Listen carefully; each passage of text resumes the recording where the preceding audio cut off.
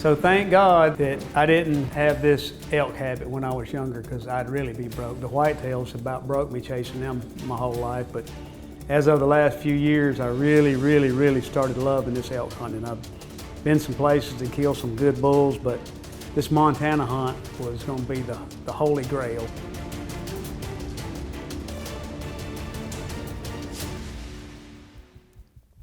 McWhorter Custom Rifles presents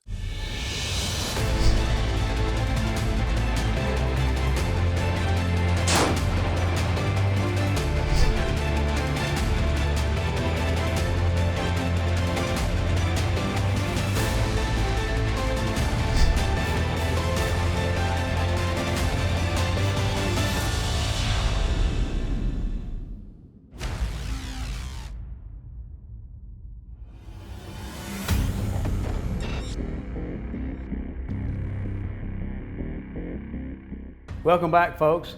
This week I'm going on the hunt of a lifetime, Montana elk. When I put in for this hunt, I only had an 8% chance to draw the tag, but as luck would have it, I drew the tag. I'm going to be hunting with Trophies West Outfitters. Got my 7 STW ready. You don't want to miss this. Precision Hunting TV is brought to you by McWhorter Custom Rifles, McMillan Fiberglass Stocks, Swarovski Optic, Hornady Ammunition, and Borden Accuracy.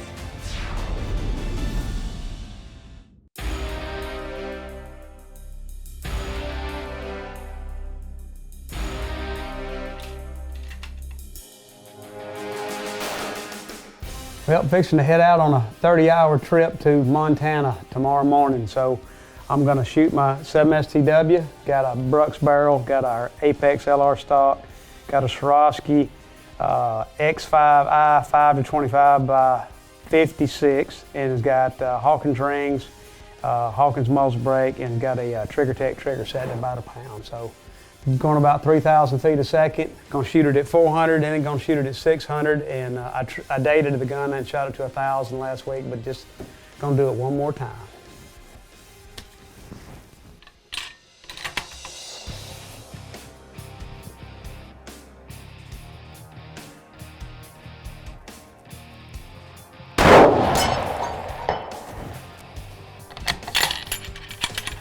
That was good. All right, now we're gonna shoot 600.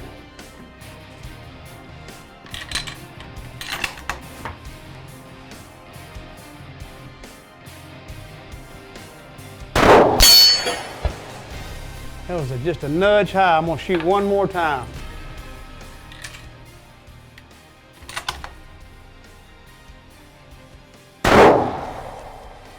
That's a dead elk on both shots, so I think we're good. Headed to Montana, ready to go. Big bulls are in trouble.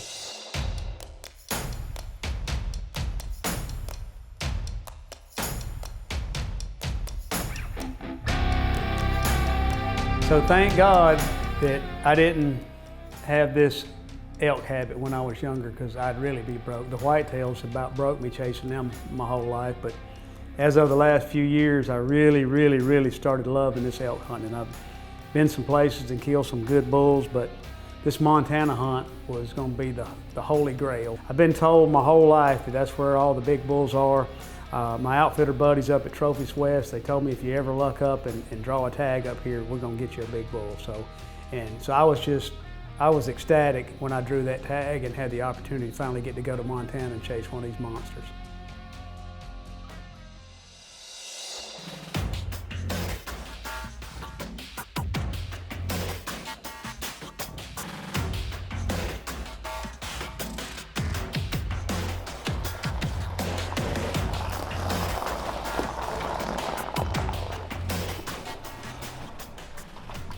Hey, buddy. Man, what's going on? Long drive, huh? Man, you guys are a long way up here, dude. You doing all right? See ya. Yeah. You made her. Yeah, I've been waiting for this all year. The golden bull tag. You drew the golden ticket. You got any bulls up here? We got 2 or 3. Yeah. Really? You got one tied to a tree? He may have got loose yesterday. I'm not sure, but yes, that means we're gonna get made to work for it. But that's fine. We're used to that. No, it's been good. Jake and Chris been doing most of the elk hunting, and yeah, they've been been seeing some dandies. So. That's great. Looks like it's going to be a little warm and windy to begin with, but yeah, weather's not ideal, but it's going to be what it's going to be. And yeah, but you got so many of them, we're liable to, we're going to stumble into one, right? You're going to have a good hunt, and yeah, you're definitely going to see some good bulls. So. Man, we've looked forward to this all year in Trophies West. You know, you guys got Kyle a heck of a mule deer a couple years back. Yes, we did.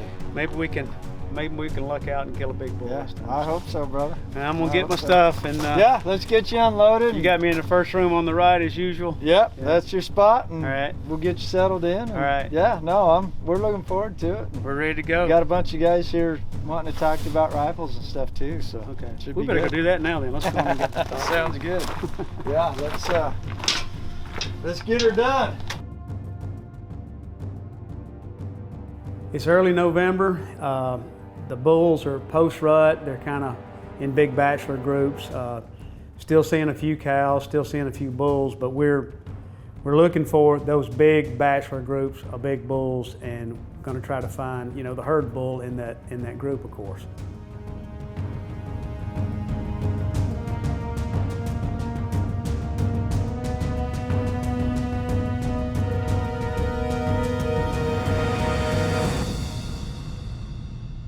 This segment is brought to you by Borden Accuracy, makers of the most accurate custom hunting actions on the market. Manufactured in the USA to true bench rest tolerances.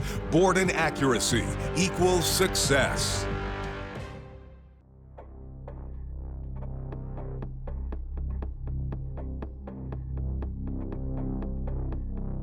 All right, here we go. It's November the 5th. This is our first morning of our elk hunt here in Montana. Lucked up and drew the golden tag, a bull elk tag here in Montana. We're going to be hunting with our good friends Troy Sams and Craig Hoyter at Trophy West Outfitters, and they've been scouting hard, and we think we're going to slam a big bull this morning. So got the STW, got everything else, the Swarovskis and the SIGs and all the support accessories, the Leophoto. So we're going to get after a big bull elk this morning. Not going to be real cold today, going to be a little warmer than we'd like, but we think we got a good chance. So ready to get after a big bull elk, day one.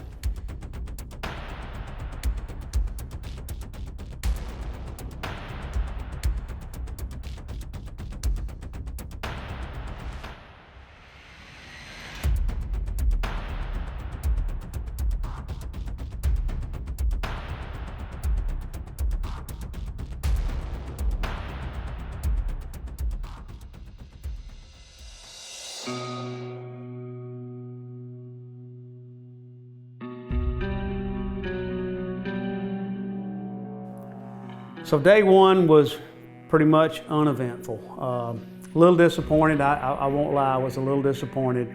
But the morning of day two, all that disappointment disappeared. We were hunting a big long through power line around a bunch of meadows right on the property line of some property that we could hunt on and some other private property. And right at daylight, we crept over a ridge and it was bull city. We had 7 bulls. All of them were good bulls, but 2 in particular were just mega giants. Unfortunately, they were within range, but unfortunately, they were 35 yards off of the property fence. If they'd have been 35 yards to the right of where we saw them, then we could have made the shot. It was 800, 850 yards where they would have been. But so we had to watch this bull that was probably 380 and another one that was over 400 just feed right into the trees. And the other bulls that were with him, they all left into the trees. So we were looking forward to day 3 and possibly hunting one of these 2 big bulls.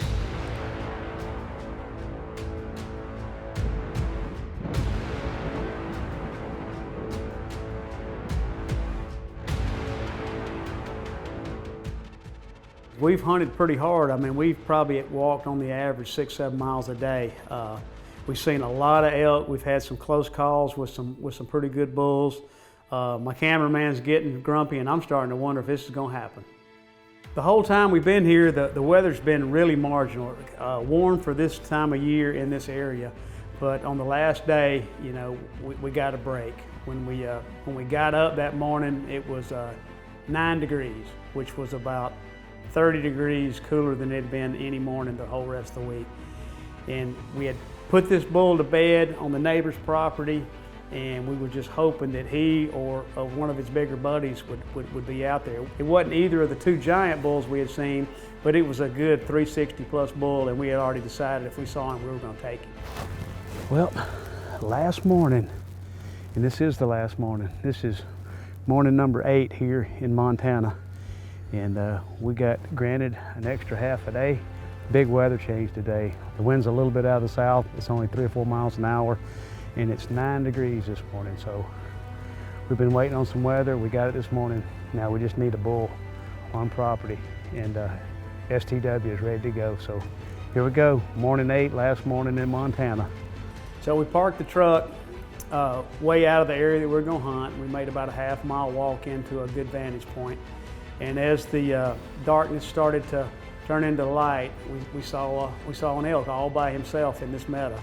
As it got lighter, we determined this was that 360 plus bull that we wanted to try to shoot. Precision Hunting TV is also brought to you by Extreme Wildlife Adventures, Hoff Power Auto and Outdoor Stores, Surge Pro by Biofac Crop Care, Ultimate Antler Deer Feed, Rudy's Country Store and Barbecue, and Mesquite Creek Taxidermy.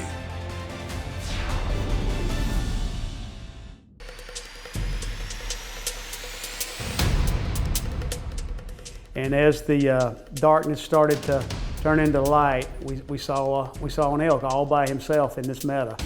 As it got lighter, we determined this was that 360 plus bull that we wanted to try to shoot. So this bull, he was at about 1,200 yards, and he was feeding away from us. So we had the opportunity to go down this rock face and get into the bottom and come up out of this creek at about a little over 600 yards, and that's where we set up to try to kill this bull.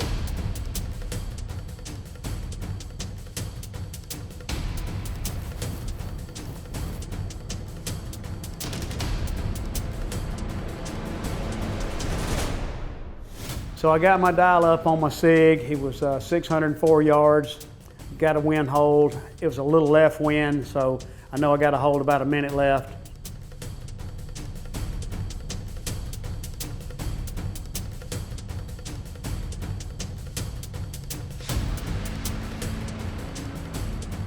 He was still hard quartered away. When he gave us a little less of a quartering away shot, I put that 195 burger right in behind that last rib.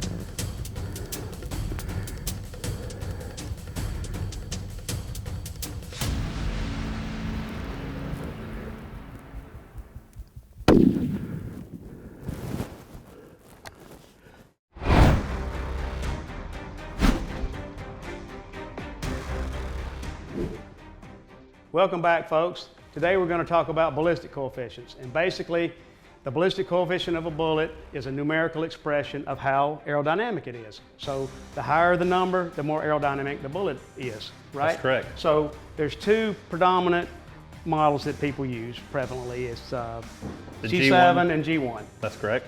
So the G1 drag model is flat-based, not quite so aerodynamic, usually short and stubby bullets. Tangent ogive. Yep. That's right. And then the G7 would be the secant or hybrid ogive bullets, long streamlines with a boat tail, most importantly a boat tail in the rear. Right, so depending on your projectile, most of the modern bullets, such as all these Hornadies here, they're a G7 bullet. They're very aerodynamic, they've got a long point, they've got boat tail, so you apply the G7 model to that. That's right, and your downrange predictions from your ballistic solver will be more accurate based on the information you're giving it. And the G7 model is less sensitive than the G1 model is to velocity changes. That's correct. You know, you used to look at all the old books and they'd give you a velocity range, and this is the BC, and another velocity range, and this is the BC. Basically on G7 bullets, it's not that important on those. That's right, but stability also comes into factor there. Right, so gyroscopic stability, SG. You know, that sounds complicated, but it's not. If you don't have the right stability on your bullet, then it's not going to fly right. It's not going to be completely stable. It's not going to achieve all its BC potential. That's correct. So what does somebody need to know to get the gyroscopic stability factor of their bullets? You can go online, JBM's got a calculator, and when you go to that, you're going to need to input some information. You're going to need to input your caliber, the bullet length, which you can find from the manufacturer's website of the bullet you're shooting. muzzle velocity, temperature, altitude, and then the twist of your barrel, and the bullet weight, of course. That's right. So it'll give you all, you'll input all that, and it'll give you a stability factor. If it says 1.5 or greater, then you're golden. That's right. That's perfect, because at 1.5, the bullet is not only going to be perfectly stable, but it's also going to achieve 100% of its BC. Below that, every 10th below that, if you get a 1.4 or 1.3, every 10th below that is approximately 3 BC points that will be reduced, because your bullet's not 100% gyroscopic stable. It has yaw as it's traveling through the air, which affects its stability and its ballistic coefficient. On the other end of that, if you go on there and you put in an 8-twist barrel and you got a 1.7 stability factor, you don't say, well, I think I'll just put a 7-twist barrel on there, because there is a point at which you can over-rotate that bullet. That's right. And there's a formula out there for RPMs that basically is the velocity times 720 divided by the twist rate. And that number needs to be 300,000 or under, because over 300,000, what happens? You start getting to 330,000, you start seeing bullets spin apart. Copper-jacketed cup and ammo bullets. That's not good, because that'll make you lose a PRS match or miss a trophy animal. Turn into a puff of smoke, and it's like, where'd that go? So bullet stability is very important. BC is considered in all that, and that's your downrange tip, brought to you by Bobby and Allan and McWhorter Custom Rifles. Precision Hunting TV is also brought to you by McWhorter True Precision Long Range Hunting and Shooting School, Tacticam, Leo Photo USA, Sig Sauer, Trigger Tech, Brux Barrels, and Hawkins Precision. This segment is brought to you by Rudy's Country Store and Barbecue, real Texas barbecue.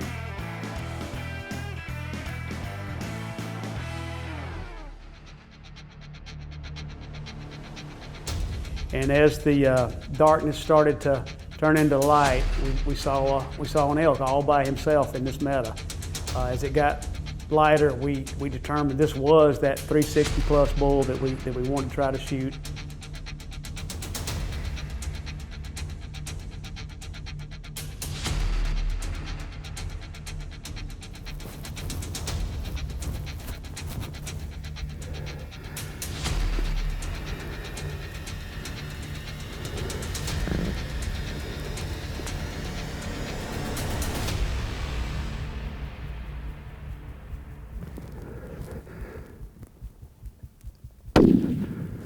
At the impact, I knew we'd made a good hit. I immediately chambered another one. He went to the right, staggered just a little bit, and because I like to shoot, I shot him again. This time he went down immediately, and I had my Montana trophy bull finally on the ground after 8 hard days of hunting. Congrats, buddy. Jake Buck. Jake Buck. Remember that name. He's 22 and he's on his way up. Aren't you, Jake Buck? Oh, I've been up. I wish my name was Jake Buck. Dang. But I'm Allan Rovig, McWhorter Custom Rifles. Got the Sitka vest on, the lucky Sitka vest. Got the lucky jacket, got the lucky hat. And we just got us a last morning reprieve bull. And I kind of rushed the shot because, you know, I thought a fence was going to spring up any second. He was going to jump over it, because that's been the MO this week. Jake showed us a bunch of great bulls. Oh my gosh. This one ended up 600 on the nose when he finally gave me a little broadside.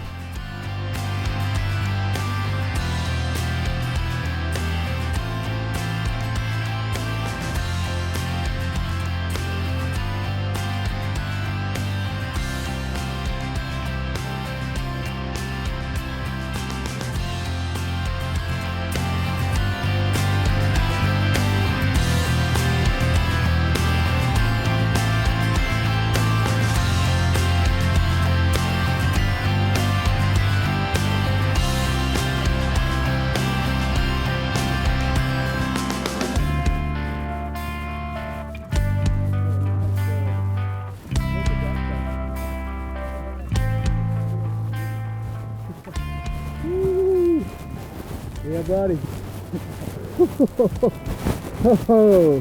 Oh, look at that screw. Oh my God.